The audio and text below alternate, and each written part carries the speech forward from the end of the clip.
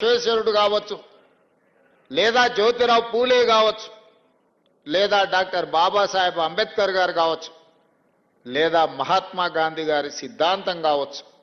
ఇవన్నీ కూడా సమాజంలో సమూలమైన మార్పులు వచ్చి ప్రతి మనిషికి సమానమైన హక్కులు కల్పించాలి, ప్రతి మనిషి గౌరవంగా బ్రతకాలి. ఆ గౌరవంగా బ్రతకడానికి అవసరమైన ప్రణాళికలు ప్రభుత్వాలు చేయాలి. ప్రజలు ఎన్నుకున్న ప్రభుత్వం విధానపరమైన నిర్ణయాలు తీసుకొని పరిపాలనతో ముందుకు వెళ్తుంటే అందులో ఉన్న సమస్యల్ని, లోటుపాట్లను విశ్లేషించి విశదీకరించి ప్రభుత్వానికి అవసరమైన సలహాలు సూచనలు ఇచ్చి, ఒకవేళ ప్రతిపక్షాలు ఇచ్చిన సలహాలు సూచనల్ని పాటించకపోతే ఆ ప్రభుత్వానికి వ్యతిరేకంగా నిరసన కార్యక్రమాలు తెలపడానికి, అవసరమైతే రాస్తారోకోలు చేయడానికి, అవసరమైతే ధర్నాలు చేసి ఆమరణ నిరాహార దీక్ష వరకైనా వెళ్ళి ప్రభుత్వం చేస్తున్న తప్పిదాలను సరిదిద్ది ప్రజలకు ఒక సుపరిపాలన అందించడానికి ప్రతిపక్ష పార్లమెంటరీ వ్యవస్థను మనం ఏర్పాటు చేసుకున్నాం.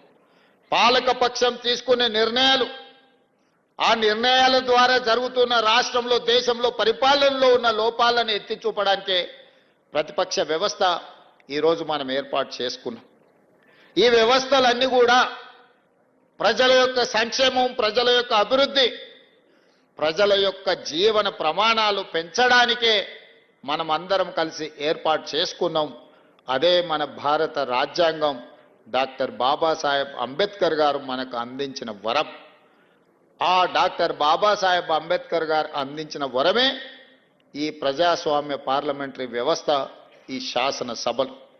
మరి ఈ శాసనసభలో దాదాపుగా డిసెంబర్ 7, 2023 నుంచి ఈ రోజు వరకు ముఖ్యమంత్రిగా నేను, సభానాయకుడుగా, ఉప ముఖ్యమంత్రిగా మా మిత్రుడు, లేదా మా మంత్రివర్గ సహచరులు, మా ఎంపీలు, మా ఎమ్మెల్యేలు, ఎమ్మెల్సీలు, లేదా మమ్మల్ని గెలిపించిన వాళ్ళందరం కూడా మేము బాధ్యతతో ప్రజల దగ్గరికి వెళ్ళి ప్రజా సమస్యలు తెలుసుకొని ఎన్నికల సందర్భంలో మేము ఇచ్చిన హామీలను అమలు చేసే ప్రయత్నం చేస్తున్నాం. ఈ అమలు చేసే క్రమంలో వచ్చిన విమర్శలని శాసనసభలో చర్చించి తద్వారా సమాధానం ఇచ్చి వాళ్లకున్న అనుమానాలు నివృత్తి చేయడానికి మేము శాయశక్తుల ప్రయత్నం చేస్తున్నాం. మరి ఈరోజు ఇక్కడికి వచ్చిన మిత్రుల ద్వారా 4 కోట్ల తెలంగాణ ప్రజల్ని నేను అడగదలుచుకున్నా. నిన్నగాక మొన్న ఒక ఆయన వరంగల్లో ఒక పెద్ద సభ పెట్టిండు. సంతోషం, మీ పార్టీ ఏర్పడి 25 సంవత్సరాలు అయింది. మీరు వజ్రోత్సవాలు, విజయోత్సవాలు ఏం చేసుకున్నా మాకేం అభ్యంతరం లేదు. ప్రజాస్వామ్యంలో ఇదొక భాగం. 140 సంవత్సరాల చరిత్ర కలిగిన కాంగ్రెస్ పార్టీకి మేము ప్రాతినిధ్యం వహిస్తే 25 సంవత్సరాలు చరిత్ర కలిగిన మీ పార్టీకి మీరు ప్రాతినిధ్యం వహిస్తున్నారు, మాకేం అభ్యంతరం లేదు.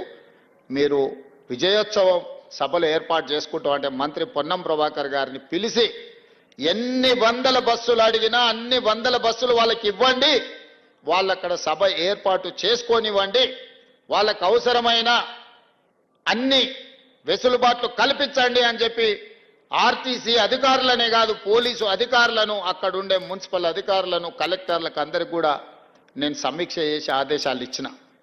ఎందుకంటే ప్రజాస్వామ్యంలో పాలకపక్షమే కాదు ప్రతిపక్షం కూడా బలంగా ఉండాలి. ప్రతిపక్షం ప్రజా సమస్యల్ని ప్రస్తావించాలి.